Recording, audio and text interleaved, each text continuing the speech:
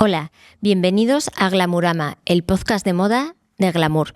Somos Rafa Rodríguez y Carmen Mañana.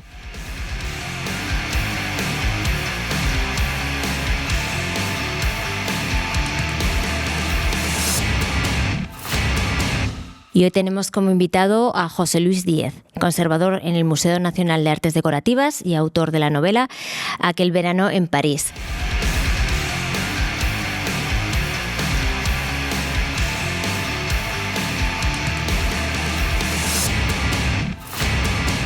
Hoy vamos a hablar con él de ese matrimonio que tantas alegrías ha dado al mundo y algunos disgustos. Y algunos disgustos también, entre arte y moda. Sí, y digo sobre todo lo de los disgustos porque tenemos ahora mismo polémica. Nosotros, como somos un podcast pegado a la actualidad, pues bueno, procede, ¿no? que tratemos una de las cuestiones que están sobre la mesa a la hora de hablar de esta industria del negocio del vestir y su relación con según qué disciplinas, en este caso el arte. Bueno, la cuestión es que la Tate Britain en Londres acaba de inaugurar, esto fue el día 22, esta gran exposición sobre el pintor John Singer Sargent y la moda. De hecho, se titula Sargent and Fashion.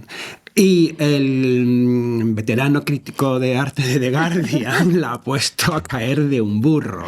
Yo vengo a decir siempre lo mismo, es decir, no tiene por qué interesar, o sea, no tiene por qué gustarte la moda, ni siquiera tiene que interesarte la moda, pero sí debes comprender y saber, ¿no?, el significado que tiene la moda en la historia. Y justo si hay una exposición que está legitimada para poder abordarse desde esta perspectiva, ¿no?, de la indumentaria, una exposición de arte, es justo esta. Creo que recordar que era D.H. Lawrence, el escritor, ¿no?, el autor de La amante de Lady Chatterley, que decía que había calificado, porque era coetáneo de Sargent, ¿no?, que lo calificó como el pintor de metros y metros de satén.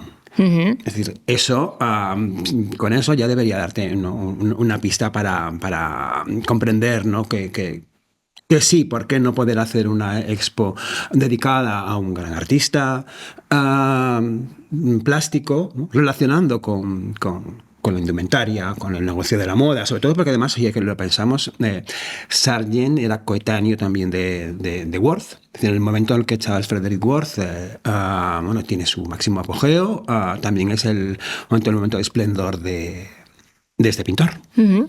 La moda y el arte, que están muy relacionadas como una expresión de sus tiempos y de su época, y que además se han relacionado a lo largo de la historia, y en los últimos años, en las últimas décadas, se han convertido pues en un matrimonio de conveniencia, a veces muy feliz, sí, muy feliz, otras sí. veces un poco y menos. Hay una cuestión también que es lo del mecenazgo, ¿no? Yo es que recuerdo una conversación con Joana Vasconcelos, la artista portuguesa, en Florencia, cuando ella hizo una exposición en el entonces Museo Gucci, y en un momento determinado me dice, es porque el Museo Gucci está en la Piazza de la Signoria, me dice, fíjate alrededor y mira el lugar en el que estamos, ¿no? Aquí es donde, ¿no?, los artistas podían medrar, porque había alguien que, en este caso, una familia adinerada de la ciudad, Carlos Medici, bueno, pues digamos que se convertían en sus paladines. Bueno, pues hoy las marcas de moda son un poco lo mismo. Efectivamente. Hay muchos artistas que pueden medrar y pueden tirar para adelante porque a lo mejor tienen el apoyo financiero detrás de una marca de moda. Efectivamente, y nos encontramos con cada vez más exposiciones que relacionan marcas o firmas con arte, museos que desean tener exposiciones de moda. Desean, pero muchísimo. Por la cantidad loquísima de visitantes que les trae, sí. Aparte de otros tipos de beneficios nada desdeñables como económicos, y dentro de este gran mundo de exposiciones que buscan relacionar arte con moda y que son beneficiosas para los museos y para las marcas, unos mujeres, hombres y viceversa. Las hay, por supuesto, más interesantes, menos interesantes, más marketingianas, menos marketingianas. Y algunas que son directamente la nada. Efectivamente, sí, hay algunas que son muchos metros de satén y de vacío. Y de vacío, sí, porque al final, claro, ¿qué me quieres vender? ¿No? Esa sería la gran pregunta. Y volvemos a nuestro tema recurrente Sociedad capitalista. Sociedad capitalista. ¿Qué nos quieres vender? ¿Qué nos quieres contar con esta exposición? Y para responder a esta pregunta, entre otras muchas, tenemos con nosotros a José Luis Díez, que es periodista de moda y también conservador en el Museo Nacional de Artes Decorativas. Vamos a ello.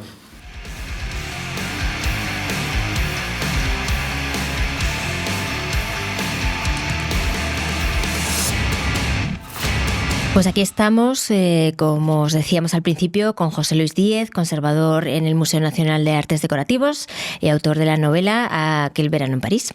Bienvenido y muchas gracias por estar hoy con nosotros, José Luis. Muchas gracias a vosotros por invitarme, faltaría más. Pues nada, venimos a ello, a hablar de esta vieja dicotomía, moda-arte, moda-museos. ¿Tú te has enterado de la polémica de la Tate con la exposición de Sargent? Uy, esta no la tengo yo actualizada. Bueno, pero es muy reciente, es muy reciente. Novedad, esto es de hace nada. Bueno, es la típica historia de siempre. Un viejo veterano de la crítica de arte, en este caso del diario The Guardian, la ha puesto a caldo diciendo básicamente que pinta la moda en una exposición dedicada a un pintor como John Singer Sargent. ¿A ti qué te parece? Que alguien pueda preguntarse. Bueno, es que te diré que eso me cansa ya, que llega un momento que es agotador, porque también nos ponemos como muy exquisitos con estas ideas de como las artes más nobles o el arte como alto y el arte como un poco como lo que serían las bellas artes y luego las artes decorativas, por así decirlo. Y es una cosa que es que tampoco es cierta, porque el Metropolitan Museum lleva haciendo exposiciones de moda desde los años 70. E incluso España, que parece que también no es una cosa muy novedosa, también lo hemos hecho. Pero es que el Museo del Traje nace en 1925 porque hay una exposición de indumentaria. Entonces, hacer esos planteamientos... A ver, efectivamente, muchas veces también la cuestión es si está bien hecho o no está bien hecho, si está bien planteado o no está bien planteado. Eso es otra historia, total. Que no todas las exposiciones son buenas. Ahora, cuestionarlo, sinceramente, a mí, y Sonia Delaunay, ¿qué hacía entonces también? Porque claro, es un artista, es menos valioso lo que proyectaba Sonia Delaunay sobre una tela a la hora de vestir que lo que proyectaba sobre un cuadro, sobre una lámina. Claro, no, aquí lo que tenemos supongo que primero de dilucidar, ¿no? Es un poco a qué esfera pertenece qué. Es decir, cuando tú mencionabas que una de las primeras exposiciones de indumentaria se hace en el Museo del Traje, claro, aquí hay una cuestión que es la etnografía. Es decir, pertenece la moda, ¿vale?, como reflejo de su tiempo, ¿no?, y como herramienta también de costumbres. ¿Pertenece a qué ámbito? ¿Pertenece a un museo etnográfico? ¿Pertenece a un museo arqueológico? ¿Pertenece a un museo de arte contemporáneo? ¿O pertenece a un museo estrictamente de indumentaria? Yo, fíjate, por ejemplo, el Metropolitan Museum, que al final es un museo que es un poco de todo, realmente. Es decir, es un acúmulo de donaciones y de no saber decir que no de alguna manera. Pero sí, bueno, también, efectivamente.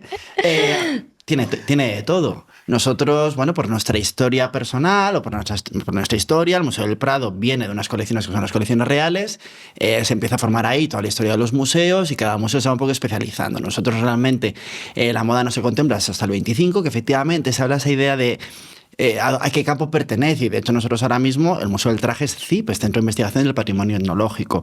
Para mi gusto, incluso también es arte decorativo o no es arte decorativa, ¿habría que contemplarlo ahí o no habría que contemplarlo ahí? Claro. Pensemos en París, hay un Museo de Artes Decorativas, hay un Museo de la Moda, lo mismo sucede en Madrid, y el Museo de Artes Decorativas ha sido más importante en París a nivel moda que el propio Palais Galera, que ha estado cerrado pues casi como el nuestro, o sea, básicamente. Entonces, ¿dónde está? Yo personalmente, a la hora de elaborar discursos, sí que planteo más a la hora de abordar discursos a nivel de exposición de indumentaria. ¿Necesita el traje o la indumentaria un museo o es un elemento distinto? Yo creo que sí, es decir, es una cosa que toca el cuerpo, que tiene movimiento.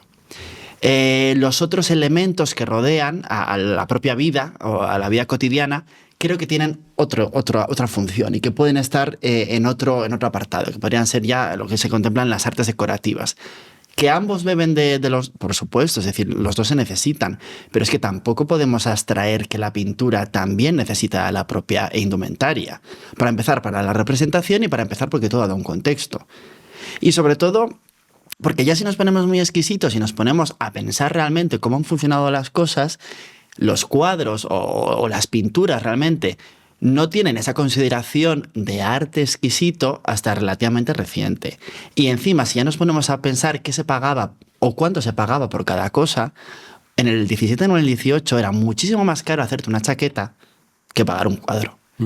Entonces, claro, la barrera la podemos poner históricamente en la concepción que tengamos nosotros de manera intelectual del arte o lo que podamos considerar arte, pero no podemos olvidarnos que la consideración de arte también ha variado durante la historia. Entonces, si nos ponemos también a una serie de derribar barreras o de aceptar una serie de elementos o ponernos, por así decirlo, muy posmodernos, habrá que plantearse que a lo mejor hay que también es lo que se está haciendo, releer o revisitar todas las concepciones anteriores que hemos tenido. Entonces, por ejemplo, ese planteamiento de qué hace la moda en una exposición, bueno, a lo mejor es que el problema es que usted no sabe leer el discurso actual, el discurso contemporáneo.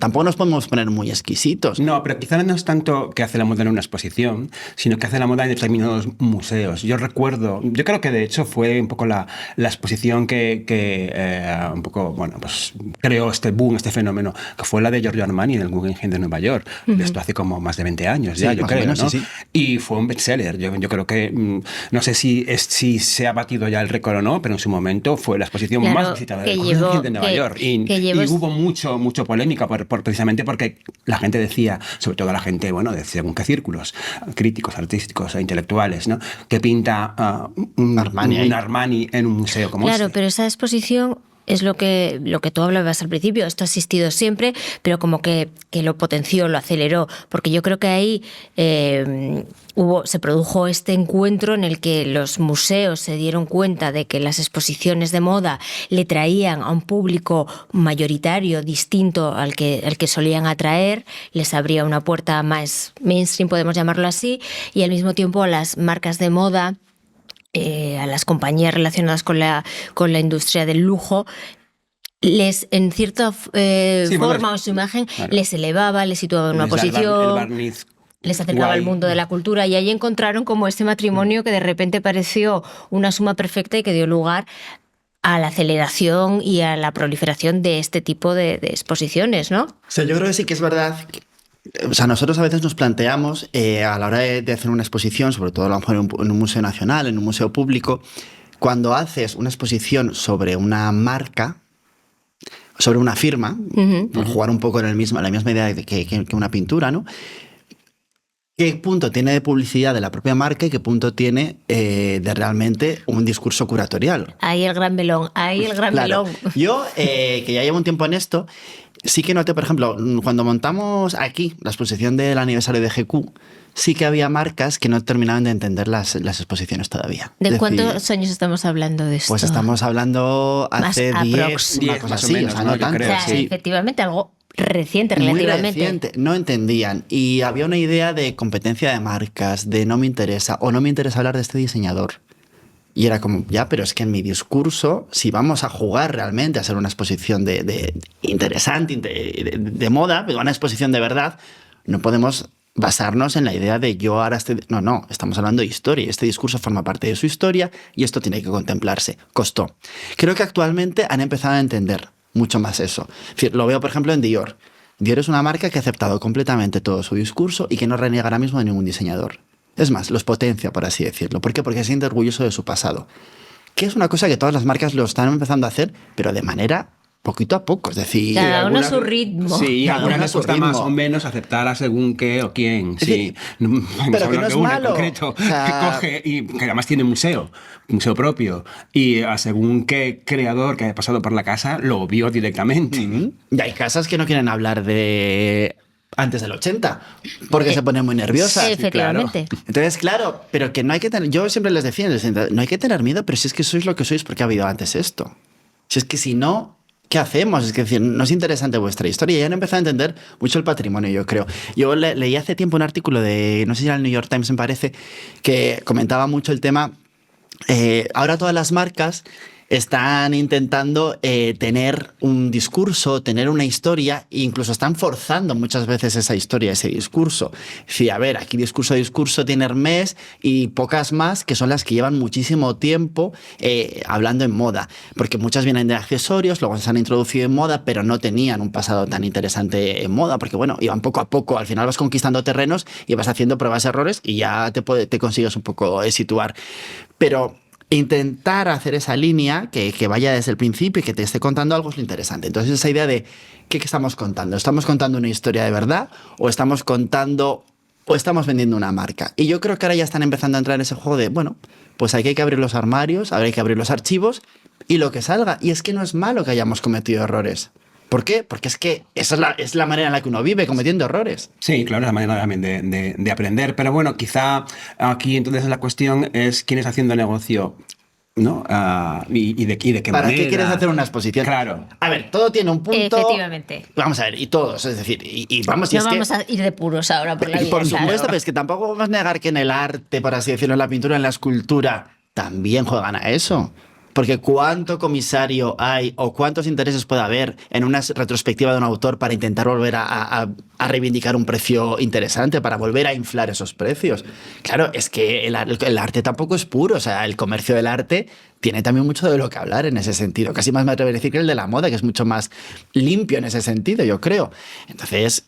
Claro, no reneguemos o no debemos cerrar los ojos ante esa idea. Es decir, aquí al final todo es un comercio. Si ya hay un artista vivo, pues querrá vender sus obras cuanto más caras mejor, seguramente. ¿Por qué? Porque es que tendrá que vivir, digo yo. No, sí, claro. Y tú, por ejemplo, cuando ves...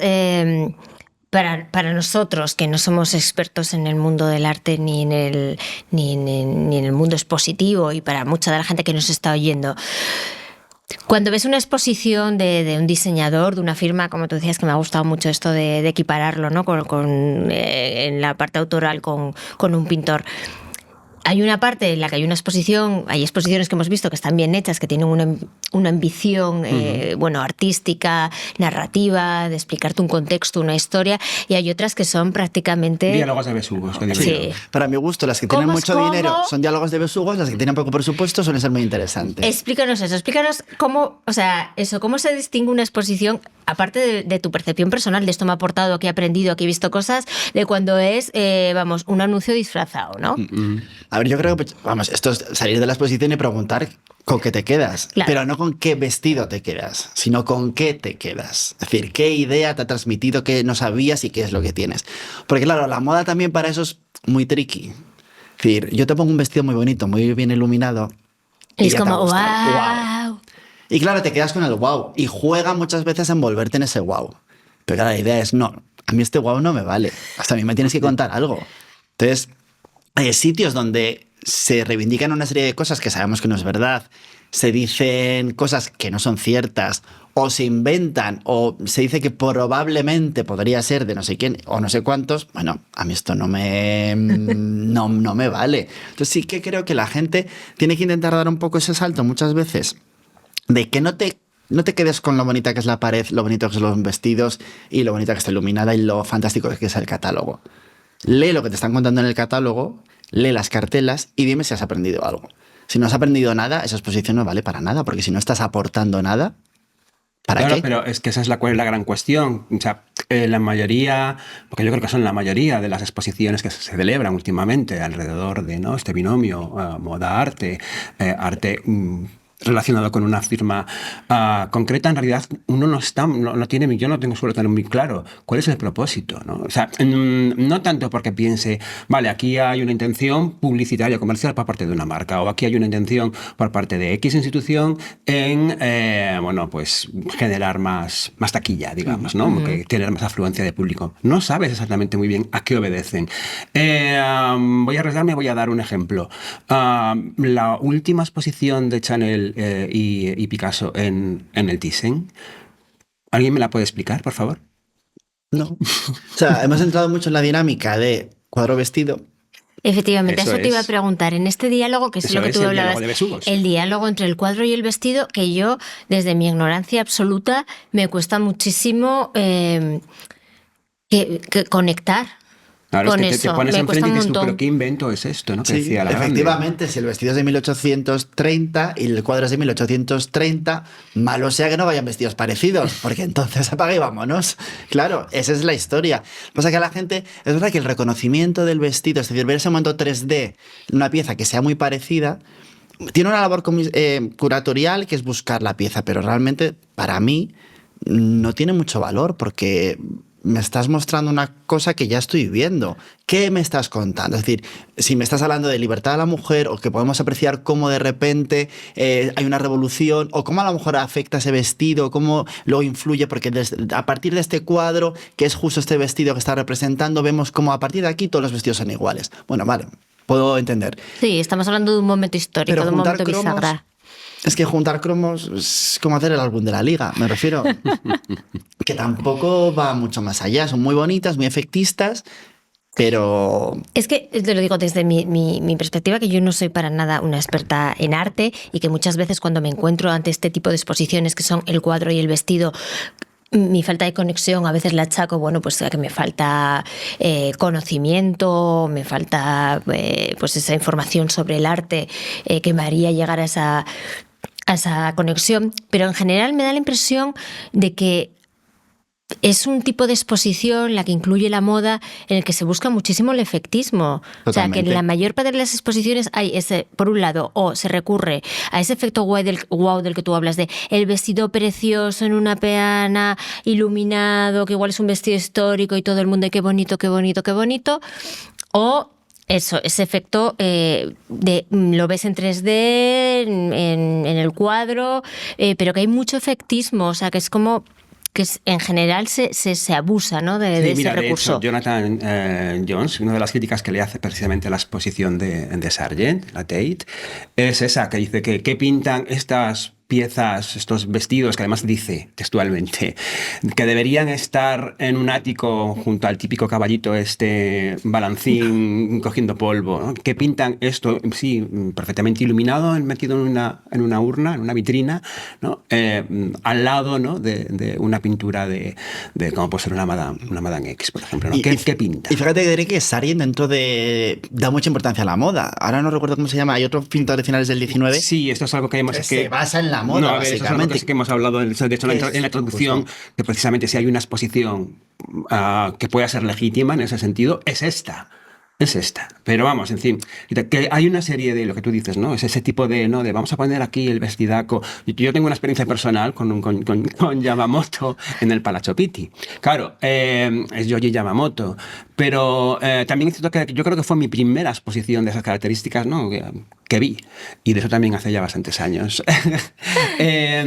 Claro, tener... semejantes piezas, porque, hombre, estamos hablando de un Yohji Yamamoto. Pero claro, me las pones al lado de... Y no había tampoco ninguna intención aquí de crear diálogo. Yo creo que simplemente fue encontrar un espacio expositivo, bueno, que fuese suficientemente también atractivo y que combinase con la idea de lo que se trataba. Pero claro, eso, tener unas piezas de ropa al lado de unos Rafaeles, unos Michelangelos, unos Tintorettos, ¿qué te diga? A mí donde se me van los ojos. Por mucho que me gustara un Yohji Yamamoto, a mí se me van a otro lado. De nosotros, que esto ya como cuña publicitaria, estamos ahora preparando la exposición que vamos a hacer sobre Gianni Versace en Artes Decorativas. Tenemos una colección, que es una donación, que se hace en el año 2000-2001. Me encantan estas historias de las donaciones maravillosas a los museos y sobre todo en años recientes. A los millennials 2000-2001 no les parece, a los zetas no les parecerá reciente. ¿Les parecerá una vida? Pero a mí me parece reciente porque, claro, yo... Me imagino esa señora que los ha usado en los 80 y en los 90 y que luego los ha cedido, que es que me parece maravilloso. O sea, nosotros tenemos 150 vestidos alta costura donados por Cristina Croce, que para situar es la heredera de las conservas Consorcio. Qué bien invertir ese dinero de las conservas, de las anchoas en Versace. Es una fantasía. Mi admiración.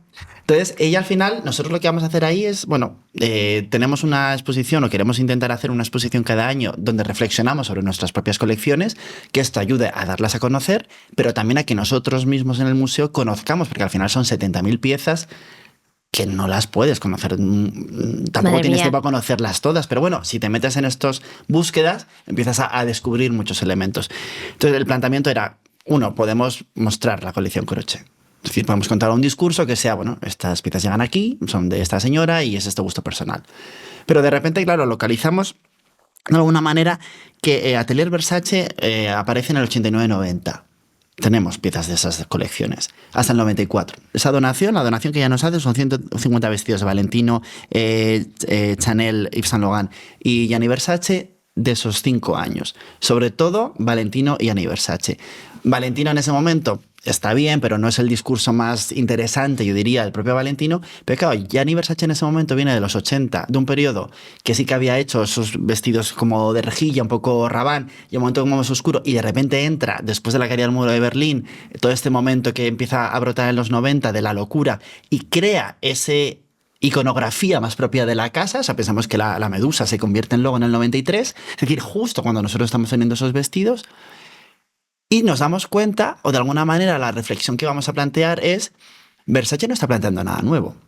Versace lo que está haciendo es coger, y lo cuenta él en las entrevistas de ese momento, coger elementos de la cultura occidental, es decir, la Medusa, la fascinación que hemos tenido por Oriente de siempre, la fascinación que él tiene por el arte, e implementarlos en su marca. Y claro, nosotros decimos, bueno, y esto lo podemos demostrar, es decir, esta fascinación es cierta. Pongamos el ejemplo de la Medusa. La Medusa nos viene de la mitología griega.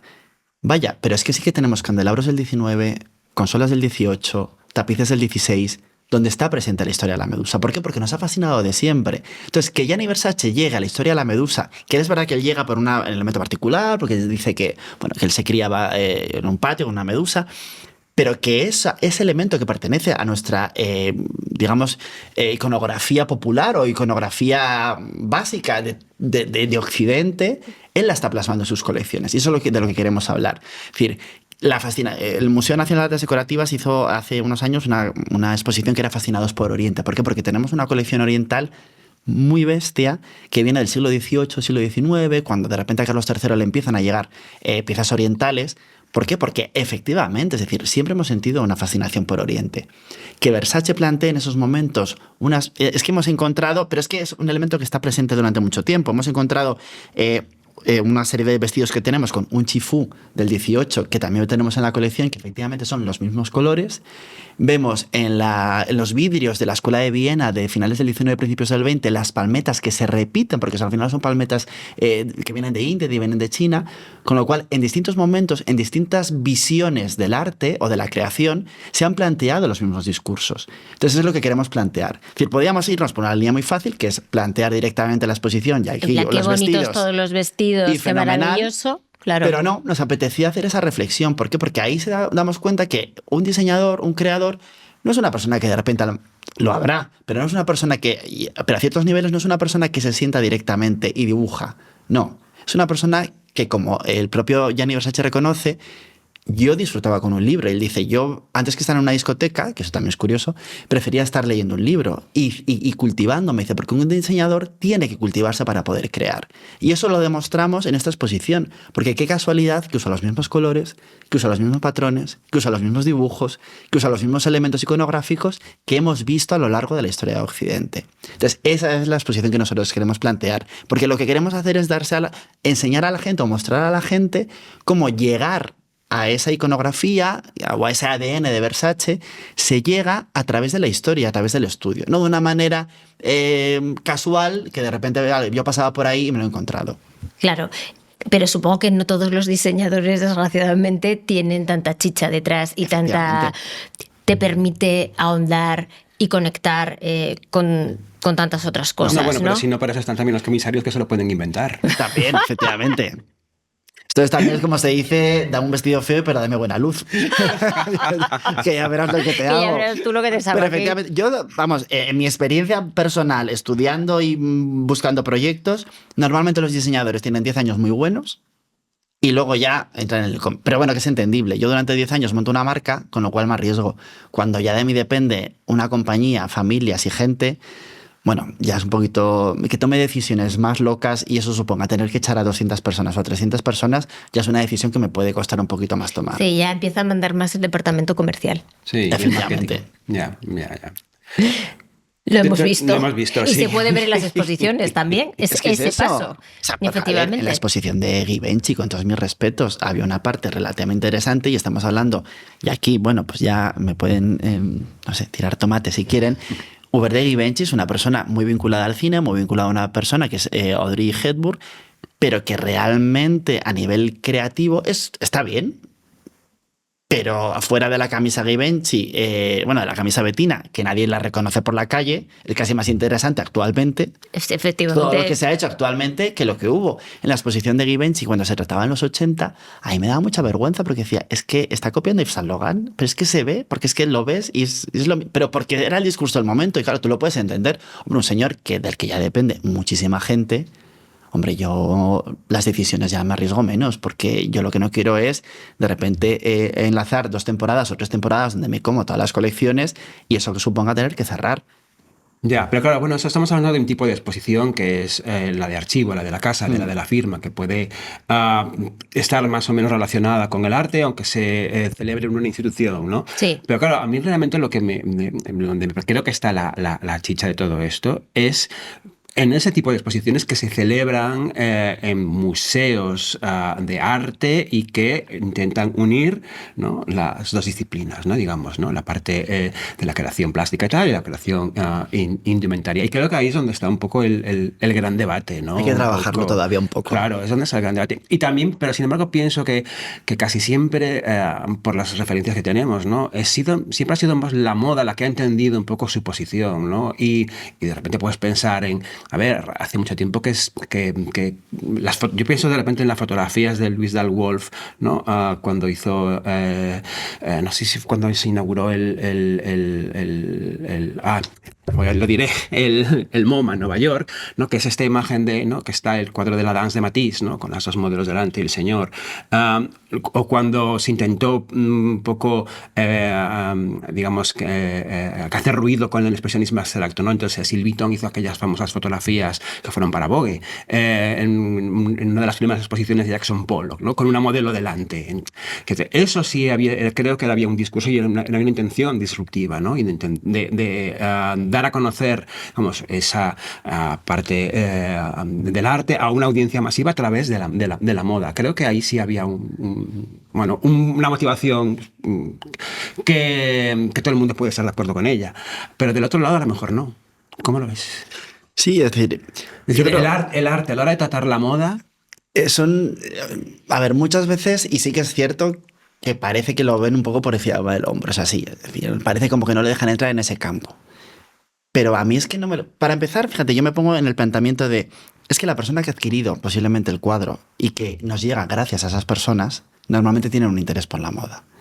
Es decir, si pensamos en las grandes donantes de indumentaria, las grandes donantes de colección, muchas veces son personas que se visten y que se preocupan en la vida, porque entienden que el arte rodea todo lo que están realmente realizando. Absolutamente. Hablábamos en otro de los capítulos de todo lo que las marcas de moda tienen que agradecer, no solo a las coleccionistas, sino a las galeristas. Quiero decir, donde encuentras el arte, la moda más vanguardista, más relevante, casi más interesante. Desde luego no la encuentras en un front row ni una primera fila, la encuentras entre las coleccionistas y las galeristas. Ahí está. La encuentras en una galerista vestida de Miyake con piezas precolombinas de joyería. Perdón, eso es un poco... Bueno, sí, pero sí que veo yo... A ver, que sí. Pero hay un interés, un interés por la estética. Claro, eso es. Sí. Sí. Pero si te das cuenta, la mayoría de esas personas visten de una manera muy determinada y de un tipo de diseño de creadora muy determinadas también. Sí, pero Tú bueno... no vas a ver a una galerista vestida de, no sé, en su momento de los Versaces, que vais a exponer en él, ¿no? Por ejemplo. Pero sí estaba con los Blitz, please. Claro. Pero bueno, ahora todo se ha abierto mucho más. Ahora hay muchas compradoras de arte que se iban vestidas de Versace. Pensando... Sí, claro, pero porque es una cuestión de pasta. Sí, pero por ejemplo, estaba pensando en True Detective, en la nueva temporada, que ahora va sobre Truman Capote. No, me estoy liando. Freud, que va sobre Truman Capote. Claro, estaba yo diciendo... True Detective, la temporada también nos gusta. También nos interesa. Yo mezclando encanta mucho. Nos encanta. Estaba yo pensando, vamos a hablar de Jodie Foster, estupendo. Maravillosa. No. Pero también nos encanta Pero Freud, que efectivamente es lo que le dice, uno de los primeros diálogos que mantienen, cuando él le dice que te compre un Matisse y que te compre lo que has visto, es: vengo de París de probarme con Givenchy. Sí. Es decir, vaya, una persona que es una de las grandes donantes del MoMA, ¿no? Creo que es en este caso. Otra de sus máximas es irse a probar en Givenchy.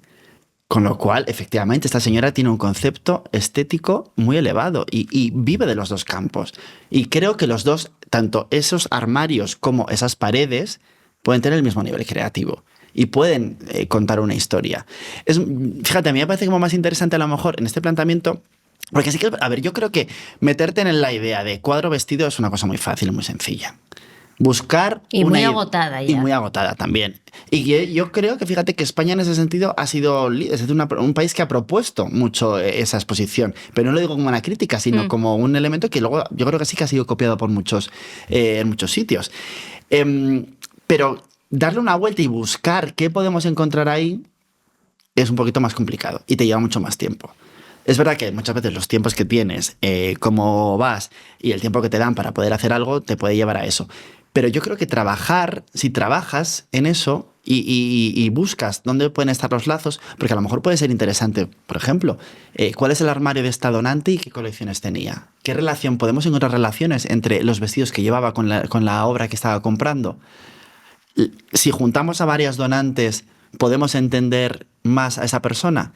¿Podemos entender a una persona a través de la moda y a través del arte que compra? Estaba pensando, el Museo de la Universidad de Navarra, María José Ugarte, una de las grandes coleccionistas de arte español de los años 60-70, bueno, español internacional, de los años 60-70, que normalmente vestía a Balenciaga. Pues yo creo que viendo lo que compraba, que a ella le interesaba Tapies, le interesaba Oteiza, y le interesaba Palazuelo, yo veo ciertas líneas de conexión entre las creaciones de Balenciaga. Es decir, la obra de Palazuelo, que es tan diagonal, tan sencilla, tan básica. La obra de Oteiza, que se preocupa por la ocupación del espacio. Es que Balenciaga también está hablando ese diálogo. Qué curiosidad o qué casualidad que comparte una concepción, no creo que sea de manera consciente, pero qué curioso que tenemos una persona que lo que compra en arte es muy parecido a lo que compra en moda. Eso puede ser a lo mejor una propuesta interesante a la hora de plantear una exposición con ese diálogo. Es decir, me voy un poco más allá, es decir, es irte un poquito más allá.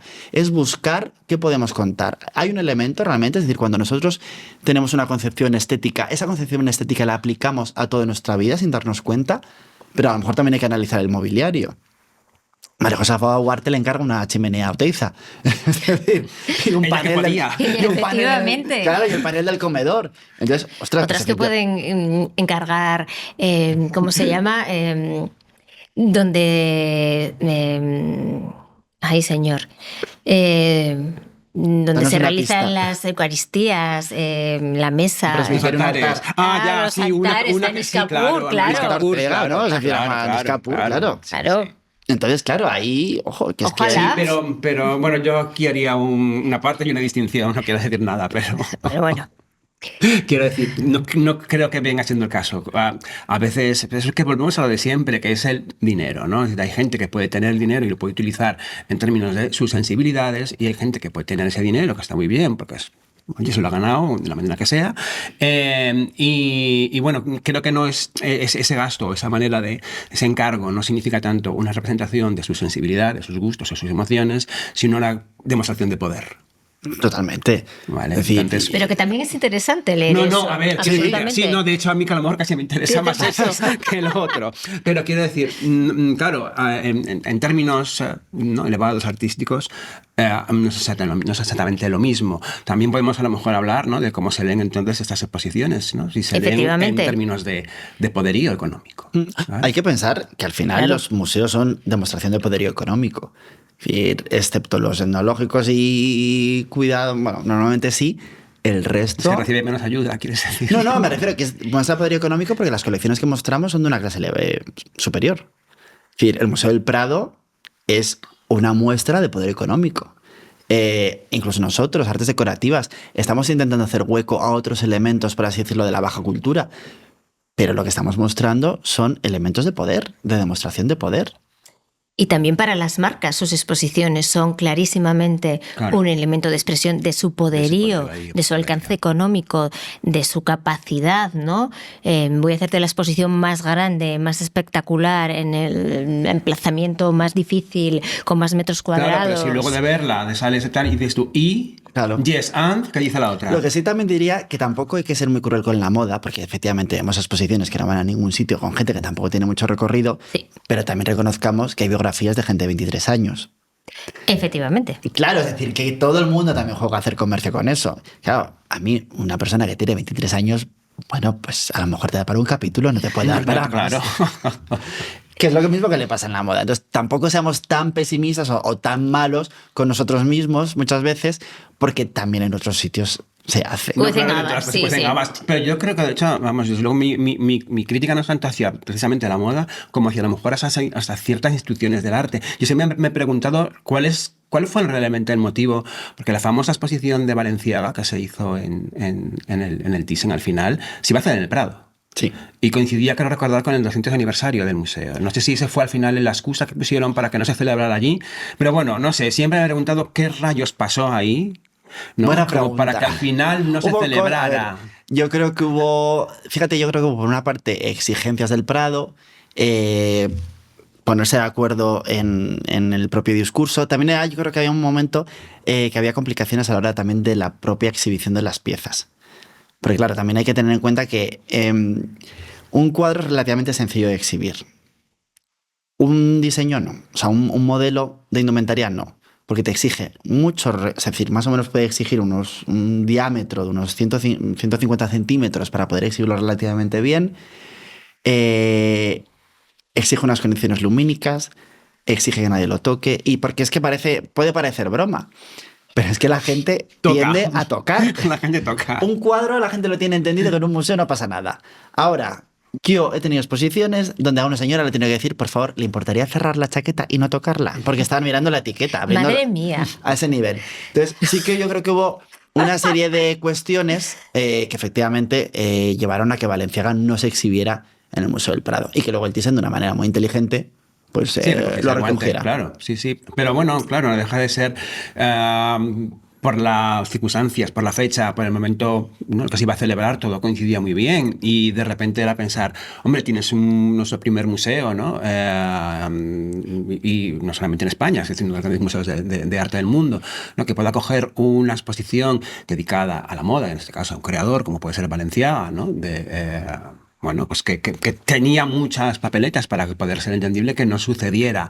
Y yo siempre he tenido la sospecha de que al final, bueno, pues es que no sé por qué partes pudo haber venido algún tipo de presión, como la moda no debería ser objeto de un museo como el Prado. Yo creo que hubo un poco de todo, no sé, en esa es mi sospecha, ¿eh? Porque ha habido algún otro tipo de exposición en el Prado relacionada con la moda. Yo jamás recuerdo esa exposición. Yo no lo recuerdo, pero bueno, no soy yo una experta.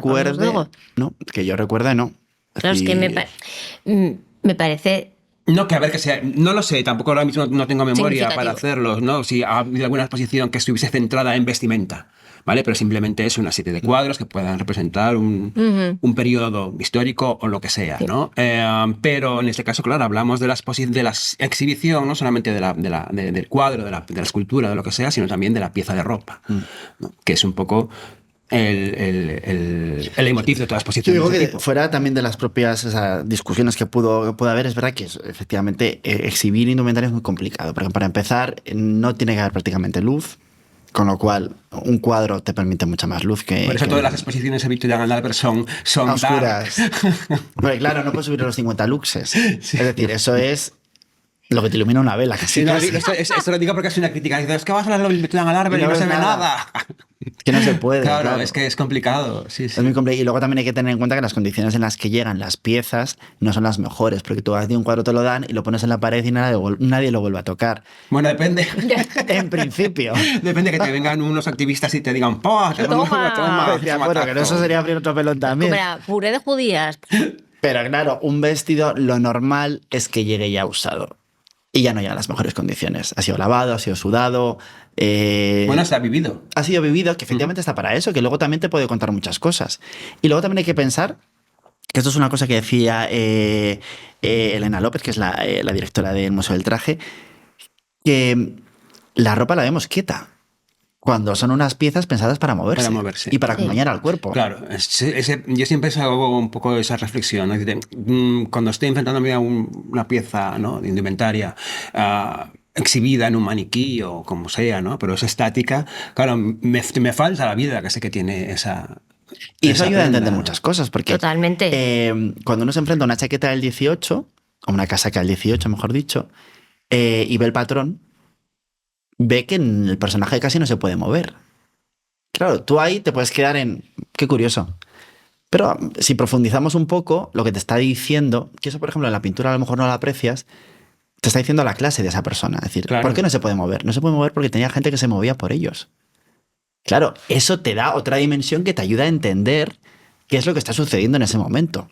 Por eso hacía referencia a esa idea de lo que nosotros exhibimos al final, los museos son una muestra de poder, porque al final no dejan de ser una exhibición de poder económico, porque no hay museos realmente... Ya empieza a ver, pero vamos, el Metropolitan no es un... Por el Metropolitan, que se ven a la tele, no es un museo donde se exhiban elementos que no valgan más de... Es decir, no hacemos caso a la cultura más popular. El Prado tampoco, el Thyssen tampoco, el Reina Sofía tampoco, el Pompidou tampoco. Es decir, no, los museos normalmente exigen o exhiben el arte más elevado, que no deja de ser efectivamente una demostración de poderío. Es decir, estaban las Wunderkammern estas en el siglo XVI, en el XVII, esas cámaras de los tesoros que es donde se exhibían las colecciones que se habían hecho, que se habían acopiado, que nosotros lo hemos transformado en los museos de alguna manera. O sea que también en esa relectura que de los museos también esa idea de a lo mejor hay que ampliar y demostrar, porque no todo el mundo tenía en casa un Velázquez. Ojalá. Que, por ejemplo, la moda sí que está haciendo de alguna manera esa apertura, porque sí, ahora totalmente. mismo con jeans en el Museo del Traje se está abriendo a esa idea. O fíjate, también en artes... volvemos a lo mismo, es el Museo del Traje. Sí, pero en artes decorativas nosotros hemos dado, yo creo que hay una exposición súper interesante que es Albiés, donde se plantea el trabajo de las mujeres en vanguardia en los años 20-30, donde nos demuestra que se dedican a muchas cosas las mismas artistas. Y vemos por ejemplo, yo he descubierto a Marisa Rosenthal, creo, porque la vida es como complicado, pero es española, una artista maravillosa, que por ser mujer realmente estuvo en un segundo plano, claro, pero cuya obra es excepcional para mi gusto. O también está Maruja Mayo, también está... bueno, vamos a dejarlo en Maruja Mayo. Pero también hemos incluido indumentaria. ¿Por qué? Porque ellas también tocan la indumentaria. Efectivamente tenemos piezas de Galenga, tenemos piezas de Lambán, que son mujeres que durante los años 20 y 30 están trabajando, pero también tenemos a Victorina Durán, que la ves cómo dibuja, pero cómo también se interesa por el batik, o cómo se interesa cómo se interesan todas por los dechados. ¿Por qué? Porque ellas empiezan a trabajar en el Museo Nacional de Artes Decorativas con una mentalidad muy abierta, donde reciben todo y donde todo les puede valer para expresarse. Es verdad que lo que plantea también la exposición es que a lo mejor se dedican a una serie como de artes menores, porque como que parece que no tienen espacio dentro de las artes mayores, pero que sí que desarrollan esa misma idea que tienen y esa misma concepción. Hay que pensar también, lo que cuenta también esta exposición, es la posibilidad de firma que podían tener. Una mujer no es arquitecta, no puede firmar un proyecto hasta muy avanzado del siglo XX. Y sí que estaban diseñando proyectos de interiorismo, pero tenía que firmarlos otra persona. Entonces, esta exposición yo creo que ayuda a comprender esa idea un poco del artista total, que muchas de estas mujeres lo eran, porque a Viti Bartolocci la puedes tener dibujando cómics, la puedes tener dibujando o pintando como un artista, pero también la tienes haciendo los bocetos de las obras de teatro que iban durante la República por los pueblos enseñando las obras de literatura o las obras de teatro. Entonces, son estas artistas muy multidisciplinares que creo que nos ayudan a entender, a dar ese paso. Ojo, que es que hay artistas que se dedican a más cosas, pero es que el propio Picasso también dibujaba indumentaria de teatro. Sí, claro, hizo bueno, una de las excusas, ¿no?, para la exposición de Chanel Picasso fue esta, ¿no? Y habría que plantearse, ¿las obras de Picasso son solo válidas cuando son sobre un lienzo? ¿Son válidas durante un periodo? Porque claro, las palomas de Picasso, las cerámicas de Picasso, o una serie de elementos que muchas veces realiza más casi con una idea comercial que con una idea artística, se diría superado un poco el momento de vanguardias, a lo mejor no son tan interesantes como a lo mejor los planteamientos que está haciendo para la indumentaria. Pero es Picasso, con lo cual ese nombre, esa firma asociada a cualquier cosa que que haya hecho ya tiene un valor, aunque sea simplemente un folio con un dibujo tal que se lo dedica a un torero, por ejemplo. Totalmente. Oye, antes decías que para ti muchas de las exposiciones más relevantes son las que, como las más escuetas, las que cuentan con menos presupuesto detrás, que sin embargo las que cuentan con grandes presupuestos son las que a veces te parecen, bueno, pues que aportan menos. Esto... Porque cuando tienes menos presupuesto tienes que aguzar más el ingenio, tienes que buscar algo más especial para llamar más la atención. Yo creo que viene más un poco, fíjate que así a veces al revés. Porque las de mucho presupuesto suelen venir, tenemos mucho presupuesto, queremos hacer algo, y entonces aquí aparezco yo, llámame X, no, llámame Twitter, no, llámame como quieras y hazme una exposición, y las otras vienen como desde abajo. Es decir, quiero plantear un discurso. Claro, en el momento que no, por ejemplo, a lo mejor no hablas solamente de una marca, sino que hablas de muchas marcas no se van a... Yo a ti no te voy a dar. Y sí, claro, y ahí ya me veto de repente un posible patrocinador, porque ya no va a haber marcas.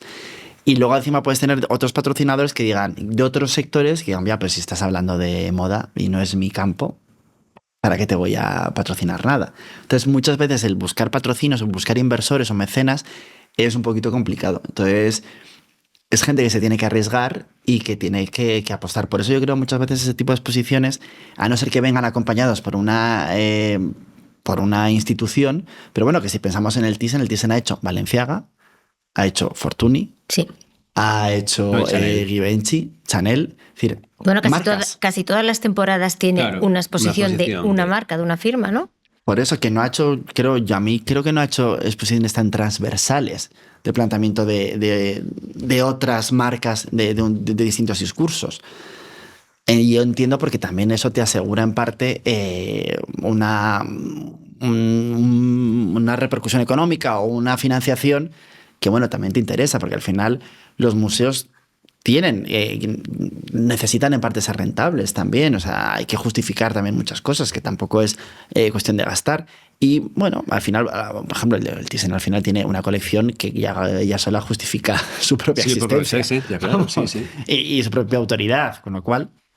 Totalmente, yo creo que afortunadamente se está dando... Bueno, tú me dirás si es incipiente o ya está más asentado. Hay algunas marcas que empiezan a relacionarse con exposiciones o con entidades museísticas, marcas de moda me refiero, desde una posición en la que no tratan de implicar su producto. Quiero decir, pues, por ejemplo... Bueno, sí, pueden simplemente... yo recuerdo la de David Bowie en el Victorian and Albert, está patrocinada por Gucci. Claro. Y no era una exposición de su marca. Las del costume muchas veces están vinculadas. Hay una marca detrás que no tiene ningún problema con que esté todo, porque le viene, o sea, lo que le interesa es efectivamente promocionar la moda. Hombre, creo que ahí la figura de Anna Wintour tiene también mucho que ver, pero bueno, es una señora que ha conseguido establecer unas exposiciones de moda que hay que reconocer. Empezábamos la conversación hablando del éxito que había sido, no me acuerdo, Heavenly Bodies, la exposición del Metropolitan sobre la moda y la Iglesia Católica. Es la única, es la exposición que superó el récord que tenía la de Tutankamón de los años 70, con 1.700.000. La mayor, bueno, no sé, si queremos hablar de blockbusters de ese tipo, ¿no era la de McQueen? No, fue en el top 10 del Metropolitan. Del Metropolitan es... McQueen es la que abrió, es decir, la que demostró que las exposiciones de moda eran interesantes y que se podía facturar. De hecho, está en el top 10, pero es como creo que es el 6 o la séptima. Pues igual entonces es en el Victorian and Albert. Sí, sigue siendo allí. Puede ser que McQueen les funciona. Es decir, McQueen es de alguna manera la exposición que crea como un antes y un después.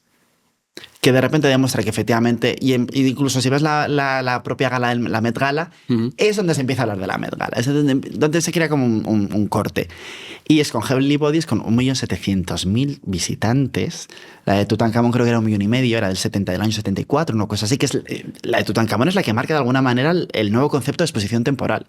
O sea, para que nos hagamos una idea, el nivel que llega a tener, la dimensión que llega a tener Heavenly Bodies. Pero es que en ese top 10, si no me equivoco, y por lo menos hasta hace poco, Heavenly Bodies era la 1, China, Through the Looking Glass, era la número 4 y McQueen creo que era como la 6. Es decir, de las 10 exposiciones más importantes o con más visitantes en la historia del Metropolitan Museum, 3 son de indumentaria de los últimos 15 años. Es curioso la que hablas del Met, ¿no? Que es un poco el referente por el Instituto del Traje, pero que esto fue una idea, también es una idea más o menos reciente. Es decir, si pensamos en por qué existe la gala del Met, ¿no? Pero esto viene desde los años 40, pero no había una exposición asociada o una gala asociada a una exposición hasta que Diana Vreeland en los años 70 se le ocurre empezar a montar. Claro, empezar a montar exposiciones. Y voy a decir algo más, es que yo creo que Valenciaga en el 72, con lo cual yo creo que la exposición, no me acuerdo si es el 73, 74, 75, pero es que a la vez estamos nosotros montando la exposición de Valenciaga en los palacios, donde está la Biblioteca Nacional, es donde se monta la exposición de Valenciaga. A la vez, ojo, que nosotros también, gracias a Ramón Esparza, la pareja olvidada de Valenciaga, pero que es una persona que tiene la decisión de rendir un homenaje también a Valenciaga, a la vez que en Nueva York se le va a rendir el homenaje, y que creamos una exposición que tuvo mucho éxito con Miró haciéndole el catálogo, por la amistad que lo unía con Valenciaga. Bueno, pues mejor prueba que imposible de la buena relación y el buen match que hace cuando se hace bien el arte y la moda. Larga vida. Larga vida. Larga vida a esta unión cuando va bien pensada. Muchísimas gracias, José Luis. Un placer. Por haber estado aquí con nosotros, por habernos contado tantísimas cosas tan interesantes. Nos quedamos dándole vuelta a muchas de las ideas que nos has puesto encima de la mesa. Habla un poco de tu libro. ¿Cuándo se inaugura la Expo de Versace? Junio. Tenemos una fecha, pero no la vamos a decir por si acaso, pero digamos que principios de junio, para permitirnos el poder retener un día más, por si acaso. Vale, bueno, pues quedaros con estaremos pendientes. Y estaremos pendientes de ello. Sí. Muchas gracias. Más información y actualización en Glamour. Por supuesto.